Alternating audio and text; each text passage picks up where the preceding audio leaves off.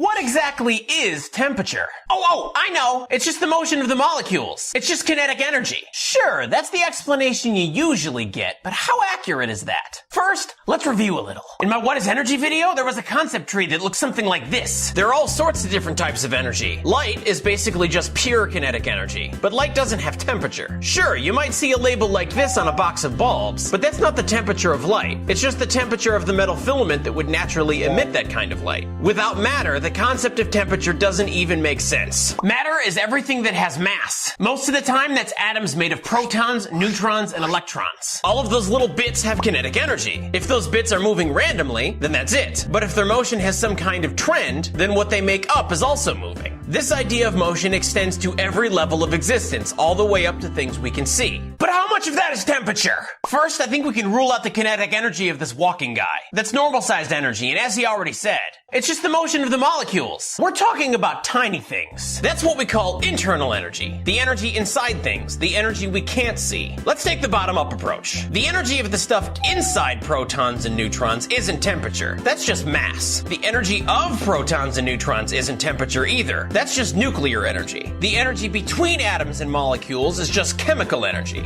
This comes down to the kinetic energy of just the atoms and molecules. So it makes sense that we call this thermal energy. But not all of it. Remember, we're not including the motion of the things these molecules make up. Just the random bits its molecules would still have if it weren't moving. So which random bits exactly?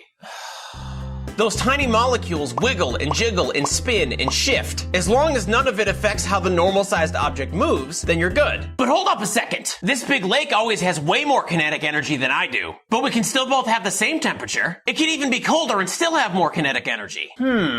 So, what's it mean for things to be the same temperature? When did you become the voice of reason? If two things are sitting next to each other, then they'll swap energy. If one thing is hotter than the other, more energy will move to the colder thing. This will warm up the colder thing and cool off the hotter thing. The temperatures will slowly meet in the middle and the energy swap will balance out. Analogy time! Andrew Preston wanted to know what it meant for things to be wet anyway. Let's say you're soaking wet from getting out of the shower. Naturally, you reach for your towel to dry off. You have extra water and the towel has places for it to go. Eventually, though, the towel fills up most of those places, and now it's just giving as much water to you as you are to it. Let's call that property dampness. It doesn't measure how much water is in the towel, just something more like average water per fabric loop. Likewise, temperature doesn't measure the total amount of molecular kinetic energy. It just measures the average amount of kinetic energy per molecule. And the thing about averages is they can lose their meaning if data is too varied. So the same thing can happen with temperature sometimes. Wow, this turned into a super deep question.